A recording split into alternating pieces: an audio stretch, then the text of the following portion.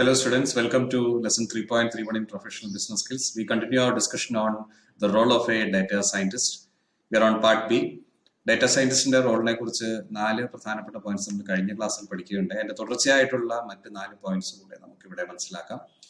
5ാമത്തെ point ആയിട്ട് വരുന്നത് preparation of various situational models. ഈ വിഷയം നമ്മൾ ഇതിന് മുൻപത്തെ ക്ലാസ്സിൽ ബിഗ് ഡാറ്റയുമായി ബന്ധപ്പെട്ട് പഠിക്കേണ്ട ഡാറ്റ മോഡലിംഗ് എന്ന് പറയുന്ന ഒരു കാര്യവുമായിട്ട് നമ്മൾ ബന്ധപ്പെട്ട് ഡിസ്കസ് ചെയ്യുകയുണ്ടായി. അതായത് വിവിധ മോഡലുകൾ നമ്മൾ പ്രിപ്പയർ ചെയ്യുന്ന ഡാറ്റ സയന്റിസ്റ്റ് ഡാറ്റ ഇൻപുട്സ് മാറുന്നതനുസരിച്ച് എന്ത് ഫലമാണ് ഉണ്ടാവുക എന്നുള്ള വേരിയസ് സിനാരിയോസ് ക്രിയേറ്റ് ചെയ്യുന്നു. അപ്പൊ നമുക്ക് നോക്കിയാൽ അറിയാം, കഴിഞ്ഞ ക്ലാസ്സിൽ നമ്മൾ ഡിസ്കസ് ചെയ്യണ്ടേ, നിങ്ങൾ ഒരു പ്രൊഡക്റ്റ് മാറ്റി വേറൊരു പ്രൊഡക്റ്റ് കൊണ്ടുവന്നാൽ എന്ത് സംഭവിക്കുന്നു, ടോട്ടൽ സെയിൽസിനെ അത് എങ്ങനെ ബാധിക്കുന്നു, ഒരു പ്രൊഡക്റ്റിന്റെ പ്രൈസ് കുറച്ച് കഴിഞ്ഞാൽ എത്ര കണ്ട് റിസൾട്ട് സെയിൽസ് കൂടും, അല്ല പ്രൈസ് കുറയ്ക്കാതെ മെയിൻറ്റെയിൻ ചെയ്തുകൊണ്ട് അതിന് അഡ്വർടൈസിങ് കൂട്ടിക്കഴിഞ്ഞാൽ എന്ത് എക്സ്പെൻസ് നമുക്ക് ചിലവ് വരുന്നു, എന്ത് സെയിൽസ് ഉണ്ടാകുന്നു, മൊത്തം പ്രോഫിറ്റിനെ അതെങ്ങനെ ബാധിക്കുന്നു. അതല്ലെങ്കിൽ ഒരു പ്രൊഡക്റ്റിന് ഫീച്ചേഴ്സ് കൂട്ടുന്നു, പ്രൈസ് അതിനനുസരിച്ച് കൂട്ടുന്നു, അല്ലെങ്കിൽ ഫീച്ചേഴ്സ് കൂട്ടുന്നു, പ്രൈസ് ഹോൾഡ് ചെയ്യുന്നു, പ്രൈസ് കൂട്ടുന്നില്ല. ഇങ്ങനെയൊക്കെ വിവിധമായ രീതിയിലുള്ള സിനാരിയോസ് ഒരു ഡാറ്റ സയന്റിസ്റ്റ് ക്രിയേറ്റ് ചെയ്യുന്നു. ഇത് ഓരോ സിനാരിയോയിലും അതിന് കൊടുക്കുന്ന ഇൻപുട്സ്, അഡ്വർടൈസിംഗ് ഇൻട്രൊഡ്യൂസ് ചെയ്യുന്നു, പ്രൈസ് കൂട്ടുന്നു, പ്രൈസ് കുറയ്ക്കുന്നു, പ്രൈസ് മെയിൻറ്റെയിൻ ചെയ്യുന്നു, ഫീച്ചേഴ്സ് കൂട്ടുന്നു, പ്രൈസ് കൂട്ടുന്നില്ല, ഫീച്ചേഴ്സ് കൂട്ടുന്നു, പ്രൈസ് കൂട്ടുന്നു. അപ്പോൾ ഇൻപുട്സ് ഡിഫർ ചെയ്യുമ്പോൾ എന്ത് ഔട്ട്പുട്ട് കിട്ടുന്നു, ഇങ്ങനെയുള്ള പല മോഡലുകൾ ക്രിയേറ്റ് ചെയ്യുന്നു. ഈ ക്രിയേറ്റ് ചെയ്യുന്ന മോഡലുകളുടെ റിസൾട്ട് എന്തായിരിക്കും, ഇതിനാണ് നമ്മൾ പറയുന്നത് preparation of various situational models. ഓരോ മോഡലിലും ഇൻപുട്സ് പോകുന്നത് വ്യത്യാസമാണ്, ഔട്ട്പുട്ട് വരുന്നത് വ്യത്യാസമായിരിക്കും. പല ഡിഫറെന്റ് മോഡൽസ് പ്രിപ്പയർ ചെയ്ത് പ്രസന്റ് ചെയ്ത് ഇതിൽ ഏതാണ് ഉചിതമായത് എന്ന് തീരുമാനിക്കാൻ മാനേജ്മെന്റ് സഹായിക്കുന്നത്. ഇതിനാണ് പ്രിപ്പറേഷൻ ഓഫ് സിറ്റുവേഷണൽ മോഡൽസ് എന്ന് പറയുന്നത്. അടുത്തത് ടെസ്റ്റിംഗ് ഓഫ് റിസൾട്ട്സ്. അപ്പോൾ സിറ്റുവേഷണൽ മോഡൽസ് പ്രിപ്പയർ ചെയ്തിട്ട് ഏതെങ്കിലും ഒരു മോഡൽ ഐഡന്റിഫൈ ചെയ്ത് വർക്ക് ചെയ്യുക എന്ന് പറയുമ്പോൾ അത് മാത്രമായിട്ട് ഒതുങ്ങുന്നില്ല. ആ മോഡൽ പ്രിപ്പയർ ചെയ്ത് കഴിഞ്ഞാൽ, ആ മോഡൽ ചൂസ് ചെയ്ത് കഴിഞ്ഞാൽ എന്തായിരിക്കണം അതിന്റെ ഓപ്റ്റിമൽ റിസൾട്ട്, അതിൽ നിന്ന് നമുക്ക് കിട്ടേണ്ട ഐഡിയൽ റിസൾട്ട് എന്താണ് എന്നുകൂടെ ഒരു ഡാറ്റ സയന്റിസ്റ്റ് നോക്കി വെക്കുന്നു. ഇതിനുശേഷം ആക്ച്വലി ഈ മോഡൽ റോൾ ഔട്ട് ചെയ്യുമ്പോൾ അപ്പൊ നമ്മൾ തീരുമാനിച്ചു, നമ്മൾ ഫീച്ചേഴ്സ് കുറച്ച് കൂട്ടുന്നു, ഒപ്പം കുറച്ച് ഈ ഫീച്ചേഴ്സ് പൊതുജനത്തിലേക്ക് കമ്മ്യൂണിക്കേറ്റ് ചെയ്യാൻ വേണ്ടി നമ്മൾ അഡ്വർടൈസിംഗ് ഇൻട്രൊഡ്യൂസ് ചെയ്യുന്നു. അഡ്വർടൈസിംഗിന്റെ കോസ്റ്റ് ഇത്ര, ഫീച്ചേഴ്സിന്റെ കോസ്റ്റ് ഇത്ര, പ്രൈസ് നമ്മൾ ഹോൾഡ് ചെയ്യുന്നു. ഇങ്ങനെയാണെങ്കിൽ സ്ഥാപനത്തിന് ഈ പ്രൊഡക്ഷൻ ലൈനിൽ നിന്ന് കിട്ടുന്ന നെറ്റ് പ്രോഫിറ്റ് ഇത്രയായിരിക്കും എന്ന് നമ്മൾ ഒരു സിനാരിയോ നമ്മൾ വെക്കുന്നു. ഇതിനുശേഷം ആക്ച്വലി ഈ മോഡൽ നമ്മൾ റോൾ ഔട്ട് ചെയ്യുന്നു, നമ്മൾ പ്രാക്ടിക്കലി നടപ്പിലാക്കി കഴിയുമ്പോൾ കിട്ടുന്ന നമ്മളുടെ പ്രോഫിറ്റും നമ്മൾ ടെസ്റ്റ് ചെയ്ത് നമ്മൾ ഇതായിരിക്കണം മോഡൽ, ഇതിൽ ഇത്രയായിരിക്കണം പ്രോഫിറ്റ് നേരത്തെ തീരുമാനിച്ചത് തമ്മിൽ നമ്മൾ കമ്പയർ ചെയ്യും. ഇതിനാണ് നമ്മൾ ടെസ്റ്റിംഗ് റിസൾട്ട്സ് എന്ന് പറയുന്നത്. ആക്ച്വൽ റിസൾട്ടും നമ്മൾ പ്രിപ്പയർ ചെയ്തിരിക്കുന്ന പ്രഡിക്റ്റഡ് റിസൾട്ടും എന്താണ് എന്നുള്ളത് നമ്മൾ കമ്പയർ ചെയ്യും. കമ്പയർ ചെയ്യുമ്പോൾ നമുക്കറിയാം 2 കാര്യങ്ങൾ നമുക്കറിയാം. ഒന്ന്, നമ്മളുടെ മോഡലിംഗ് കറക്റ്റ് ആയിരുന്നു എന്നറിയാം. 1. 2, നമ്മളുടെ മോഡലിൽ ഉൾപ്പെടാതിരുന്ന ചില ഘടകങ്ങൾ കയറി വന്ന് നമ്മൾക്ക് പ്രതീക്ഷിച്ച റിസൾട്ട് തരാതിരിക്കുകയോ പ്രതീക്ഷിച്ചതിലും കൂടുതൽ റിസൾട്ട്സ് തരികയോ ചെയ്തിട്ടുണ്ടെങ്കിൽ അത് ഏതാണെന്ന് നമുക്ക് ഐഡന്റിഫൈ ചെയ്യാൻ സാധിക്കും. അപ്പൊ ഇതാണ് ടെസ്റ്റിംഗ് റിസൾട്ട്സ് എന്ന് പറയുന്നത്. ഒരു മോഡൽ ഐഡന്റിഫൈ ചെയ്യുന്നു, അതിന്റെ ഓപ്റ്റിമം റിസൾട്ട് എന്താണെന്ന് സെറ്റ് ചെയ്യുന്നു. ആക്ച്വലി ഇത് റോൾ ഔട്ട് ചെയ്യുമ്പോൾ ആക്ച്വൽ പെർഫോമൻസിനെ ഈ ഓപ്റ്റിമം സെറ്റ് ചെയ്തിരിക്കുന്ന റിസൾട്ട് ആയിട്ട് കമ്പയർ ചെയ്യും.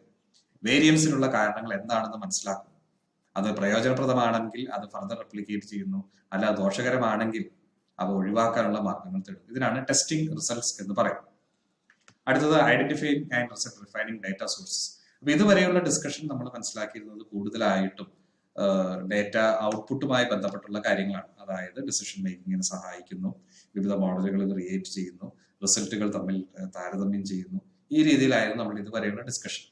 ഇവിടെ നമ്മൾക്ക് ഡാറ്റയിലേക്ക് ഡാറ്റ മോഡലിംഗിന്റെ ഡാറ്റ സയന്റിസ്റ്റ് ആദ്യം തന്നെ ഡാറ്റ അനലൈസ് ചെയ്യാൻ വേണ്ടി ഡാറ്റ കളക്ട് ചെയ്യുന്ന ഒരു സെക്ഷനിലേക്ക് നമ്മൾ പോകും.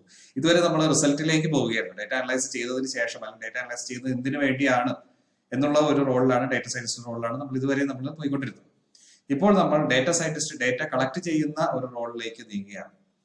നമുക്കറിയാം, ഒരു ഡാറ്റ സയന്റിസ്റ്റിന് എസ്പെഷ്യലി ബിഗ് ഡാറ്റ അനേകം സോഴ്സുകളിൽ നിന്ന് വരുന്നുണ്ട്. ഒരു ഡാറ്റ സയന്റിസ്റ്റ്, പ്രഗത്ഭനായ ഒരു ഡാറ്റ സയന്റിസ്റ്റ് ഈ വരുന്ന സോഴ്സ് ഓഫ് ഡാറ്റകൾ കൃത്യമായിട്ട് പരിശോധിക്കും. ഏതൊക്കെ സോഴ്സസ് ആണ് നമുക്ക് ഏറ്റവും നല്ല ഡാറ്റ തരുന്നത്, ഏതൊക്കെ സോഴ്സസ് ഓഫ് ഡാറ്റയാണ് ഇറലവന്റ്, പ്രസക്തമല്ലാത്ത സോഴ്സസ് ഓഫ് ഡാറ്റ, ഏതൊക്കെ സോഴ്സസ് ഓഫ് ഡാറ്റ നമ്മൾ ഒഴിവാക്കണം. അനാവശ്യമായിട്ട് നമ്മൾക്ക് സിസ്റ്റത്തിന്മേൽ ലോഡ് വരുന്നതാണ് ചില ഡാറ്റയൊക്കെ. ഡീലർമാരുണ്ട്, സബ് ഡീലർമാരുണ്ട്. ഡീലർമാരുടെ ഡാറ്റ എടുക്കുന്നു, ഒപ്പം സബ് ഡീലർമാരുടെ ഡാറ്റ എടുക്കുന്നു. സബ് ഡീലർമാരുടെ ഡാറ്റ സെപ്പറേറ്റ് ആയിട്ടാണ് വരുന്നത്, ഒപ്പം തന്നെ ഡീലർമാരുടെ കീഴിലും സബ് ഡീലർമാരുടെ ഡാറ്റ ആഡ് ചെയ്യുന്നു. ഡ്യൂപ്ലിക്കേഷൻ ഓഫ് ഡാറ്റ, എററാണ്. അനാവശ്യമായിട്ട് സബ് ഡീലേഴ്സ് എന്നുള്ള കാറ്റഗറി കയറ്റി വെച്ച് സബ് ഡീലേഴ്സിന്റെ ഡേറ്റ സെപ്പറേറ്റ് എടുക്കുന്നു, ഡീലേഴ്സിന്റെ ഡേറ്റ സെപ്പറേറ്റ് എടുക്കുന്നു. ഡീലേഴ്സിന്റെ ഡേറ്റയിൽ സബ് ഡീലേഴ്സിന്റെ സെയിൽസ് കയറി വരുന്നുണ്ട്, സബ് ഡീലേഴ്സിൽ നിന്നുള്ള സെയിൽസ് സെപ്പറേറ്റ് ആയിട്ട് കൂട്ടി കണക്കാക്കി അത് ആഡ് ചെയ്യുന്നുണ്ട്. Duplication of effort. എന്ത് കാര്യത്തിന്? സബ് ഡീലേഴ്സിന്റെ ഡേറ്റ അതായത് ഡീലേഴ്സ് കളക്ട് ചെയ്ത് നമുക്ക് തന്നാൽ പോരെ. ഇതിനൊക്കെയാണ് നമ്മൾ പറയുന്നത് റിഫൈനിങ് ഡേറ്റ സോഴ്സസ്. ആവശ്യമുള്ള ഡേറ്റ സോഴ്സസ് എല്ലാം എക്സാമിൻ ചെയ്യുക, ആവശ്യമുള്ള ഡേറ്റ സോഴ്സ് ഏതാണെന്ന് മനസ്സിലാക്കുക, ആ ഡേറ്റ സോഴ്സ് റീറ്റെയിൻ ചെയ്യുക, പീരിയോഡിക് ആയിട്ട് ഈ എക്സസൈസ് ചെയ്യുക. ഇതിനാണ് നമ്മൾ പറയുന്ന identifying and refining data sources എന്ന് പറയുന്നത്. ഈ ഐഡന്റിഫിക്കേഷൻ ആൻഡ് റിഫൈനിങ് നടത്തി കഴിഞ്ഞാൽ നമ്മുടെ ഡേറ്റയുടെ ആക്യുറസി എപ്പോഴും നമുക്ക് എൻഷുർ ചെയ്യാൻ സാധിക്കും. ഈ ആക്യുറേറ്റ് ആയിട്ടുള്ള ഡേറ്റയിൽ നിന്നാണ് നമുക്ക് നല്ല ഡിസിഷൻ മേക്കിംഗ് പോസിബിൾ ആകുന്നത്. ചിലപ്പോൾ കാലങ്ങൾ കഴിയുമ്പോൾ ചില ഡേറ്റ സോഴ്സസ് നമ്മൾ വേണ്ട എന്ന് വെക്കേണ്ടി വരും. കാലങ്ങൾ കഴിയുമ്പോൾ ചില ഡേറ്റ സോഴ്സസ് നമ്മൾ ഒഴിവാക്കേണ്ടി വരും, കാരണം റിലവന്റ് അല്ലാത്ത ഡേറ്റ സോഴ്സസ് നമ്മൾ ഒഴിവാക്കുകയാണ്. അപ്പൊ ആ രീതിയിലാണ് നമ്മൾ ഓരോ ഡേറ്റ സോഴ്സും ക്രിട്ടിക്കലി എക്സാമിൻ ചെയ്ത് ഏതാണ് നമുക്ക് റിലവന്റ്, ഏതാണ് നമുക്ക് കൂടുതൽ യൂട്ടിലിറ്റി നൽകുന്നത്, അത് നമ്മൾ ഉപയോഗിക്കുക, വേണ്ടാത്തത് ഒഴിവാക്കുക, കറക്റ്റ് ചെയ്യേണ്ടത് കറക്റ്റ് ചെയ്യുക. ഇതിനാണ് നമ്മൾ റിഫൈനിങ് ഡേറ്റ സോഴ്സസ് എന്ന് പറയുന്നത്. ലാസ്റ്റ് പോയിന്റ് ആയിട്ട് വരുന്നതാണ് ടാലന്റ് സെർച്ച്. ഇന്നത്തെ കാലത്ത് നമ്മൾ ആളുകളെ റിക്രൂട്ട് ചെയ്യുമ്പോൾ, ഇത് HR-ഉമായിട്ട് കണക്ട് ചെയ്തിട്ടുള്ള ഒരു പോയിന്റ് ആണ്. ഇന്നത്തെ കാലത്ത് ആളുകളെ റിക്രൂട്ട് ചെയ്യുമ്പോൾ നമ്മൾക്ക് അയാളുടെ ഒരു റെസ്യൂമെ അല്ലെങ്കിൽ ബയോഡേറ്റ നോക്കി മാത്രമല്ല നമ്മൾ റിക്രൂട്ട് ചെയ്യുന്നത്. പല സോഴ്സസിൽ നിന്ന് അയാളെ കുറിച്ചുള്ള ഇൻഫർമേഷൻ നമുക്ക് ലഭിക്കും. കമ്പനികളുടെ ഡേറ്റാബേസ്, ഇതിന് മുന്നേ ജോലി ചെയ്തിരുന്ന കമ്പനികളുടെ HR ഡേറ്റാബേസ് ചിലപ്പോൾ നമുക്ക് ആക്സസ് ചെയ്യാൻ സാധിക്കും, അവിടെ നിന്ന് ഇൻഫർമേഷൻ കിട്ടും. ഇനി അത് മാത്രമല്ല, ജോബ് സെർച്ച് സൈറ്റുകളിൽ ഇയാൾ എന്തെല്ലാം ഡീറ്റെയിൽസ് ആണ് കൊടുത്തിരിക്കുന്നത്, അപ്പോൾ നൗക്കരിയോ മോൺസ്റ്ററോ ഇങ്ങനെയുള്ള സൈറ്റുകളിൽ പോയി കഴിഞ്ഞാൽ നമുക്ക് ഇഷ്ടംപോലെ ഡേറ്റ ഒരാൾ വ്യക്തിയെ കുറിച്ച് കിട്ടും. മറ്റൊരു പോപ്പുലർ സൈറ്റാണ് ലിങ്ക്ഡിൻ. ഇവിടെ പോയി കഴിഞ്ഞാൽ നമുക്ക് ഒരു വ്യക്തിയെ കുറിച്ചുള്ള ഡേറ്റ നമുക്ക് ഇൻഫർമേഷൻ നമുക്ക് കിട്ടുന്നുണ്ട്. ഇനി ഇത് മാത്രമല്ല, ഒരു വ്യക്തിയുടെ സ്വഭാവ സവിശേഷതകൾ, രീതികൾ, ബാക്ക്ഗ്രൗണ്ട് എന്തൊക്കെയാണ് എന്ന് ചെക്ക് ചെയ്യണമെങ്കിൽ നമുക്ക് അയാളുടെ സോഷ്യൽ മീഡിയ പ്രൊഫൈൽ പോയാൽ മതി. സ്ഥാപനത്തിന് പൊളിറ്റിക്സ് യാതൊരു തരത്തിലും താല്പര്യമില്ലാത്ത ഒരു സ്ഥാപനമാണെങ്കിൽ, പൊളിറ്റിക്കൽ അഫിലിയേഷൻ വളരെ നെഗറ്റീവായ രീതിയിൽ കാണുന്ന സ്ഥാപനങ്ങളാണെങ്കിൽ, ഒരു വ്യക്തിയുടെ social media profile high level of political ആക്ടിവിസമാണ്, എല്ലാ കാര്യങ്ങളെ കുറിച്ചും അദ്ദേഹം അഭിപ്രായങ്ങൾ തെറ്റായ കാര്യമാണെന്നല്ല സൂചിപ്പിക്കുന്നത്. ചില സ്ഥാപനങ്ങളുടെ പോളിസിയും വ്യക്തിയുടെ ചിന്താഗതിയും തമ്മിൽ പൊരുത്തപ്പെടാതെ വരുന്നത്. സ്ഥാപനത്തെ സംബന്ധിച്ചിടത്തോളം ഇത്രയധികം പൊളിറ്റിക്കലി ആക്റ്റീവായ ഒരു വ്യക്തിയെ കുറിച്ച് സ്ഥാപനത്തിന് സംശയമുണ്ട്. സ്ഥാപനത്തിന് സംശയപ്പെടാനുള്ള കാരണങ്ങൾ സ്ഥാപനത്തിന്റെ മാത്രമായിരിക്കും. അതൊരു തെറ്റായ പ്രവണതയാണെന്ന് നമുക്ക് പറയാൻ സാധിക്കില്ല. ഇതിൽ ചെറിയ തെറ്റില്ലല്ലോ. ഒരു സ്ഥാപനത്തിന്റെ കാഴ്ചപ്പാടാണത്, ഒരു വ്യക്തിയുടെ കാഴ്ചപ്പാടാണ് മറ്റൊന്ന്. ഏതായാലും ഇത്തരത്തിലുള്ള ഒരു വ്യക്തി, ഇത്തരത്തിലുള്ള സ്ഥാപനം തിരഞ്ഞെടുത്താൽ അവിടെ പൊരുത്തക്കേട് വരും. അപ്പൊ അങ്ങനെ വന്നു കഴിയുമ്പോൾ പിന്നെ ബുദ്ധിമുട്ടായി. അപ്പൊ അതുകൊണ്ട് സ്ഥാപനം ഇത്തരം കാര്യങ്ങളുള്ള വ്യക്തികളെ ഒഴിവാക്കാൻ സ്ഥാപനം ശ്രമിക്കുന്നു. സ്ഥാപനത്തിന്റെ സ്വാതന്ത്ര്യമാണ് ആരെ എടുക്കണം ആരെ എടുക്കണ്ട എന്നുള്ള കാര്യങ്ങളൊക്കെ. അപ്പൊ ഒരു വ്യക്തിയെ കുറിച്ച് ഡീറ്റെയിൽഡ് ആയിട്ട് അറിയാൻ വേണ്ടിയിട്ട് ഒരു വ്യക്തിയുടെ സോഷ്യൽ മീഡിയ പ്രൊഫൈൽ, അല്ലെങ്കിൽ ജോബ് സൈറ്റുകൾ, ഇനി അതല്ലെങ്കിൽ മറ്റ് ഇയാൾ മുന്നിൽ ജോലി ചെയ്യുന്ന കമ്പനിയുടെ ഡേറ്റാബേസുകൾ, ഇവിടെയൊക്കെ പോയി ധാരാളം ഇൻഫർമേഷൻ നമുക്ക് കിട്ടും. അപ്പൊ ഒരു ഐഡിയലായ കാൻഡിഡേറ്റിനെ, നമ്മളുടെ സ്ഥാപനവുമായി ചേർന്ന് പോകുന്ന റൈറ്റ് ഫിറ്റ് ആയിട്ടുള്ള ഒരു കാൻഡിഡേറ്റിനെ തിരഞ്ഞെടുക്കാൻ നമുക്ക് സോഷ്യൽ മീഡിയയിലൂടെയും മറ്റ് ഡേറ്റാബേസുകളുടെ അന്വേഷണങ്ങളിലൂടെയും നമുക്ക് കിട്ടുന്നു. മൾട്ടിപ്പിൾ ഡേറ്റ ഇൻപുട്സ് നമ്മൾ വെരിഫൈ ചെയ്ത് ഈ കാൻഡിഡേറ്റ് നമുക്ക് സ്യൂട്ടബിൾ ആണ്, ഐഡിയൽ ആണ് നമുക്ക് മനസ്സിലാക്കിയെടുക്കാൻ സാധിക്കുന്നു. ഇത് ഡാറ്റ സയന്റിസ്റ്റിന്റെ മറ്റൊരു റോളാണ്, HR-ഉമായി ബന്ധപ്പെട്ട റോൾ. കൂടുതലും നമ്മൾ മാർക്കറ്റിംഗ് ആയിട്ടും പ്രൊഡക്ഷനായിട്ടും ബന്ധപ്പെട്ട റോളുകളാണ് ഇതുവരെയും നമ്മൾ കണ്ടുകൊണ്ടിരുന്നത്. HR എന്ന് പറയുന്ന ഒരു സ്ഥലത്ത് ഒരു റോൾ കൂടെ നമ്മൾ ഇവിടെ ഡാറ്റ സയന്റിസ്റ്റിൻ്റെതായി കാണുകയാണ്. അപ്പൊ ഇത്രയുമാണ് ഡാറ്റ സയന്റിസ്റ്റിന്റെ റോൾസ് എന്ന് നമ്മൾ 2 ലെസണിലൂടെ മനസ്സിലാക്കുന്നത്.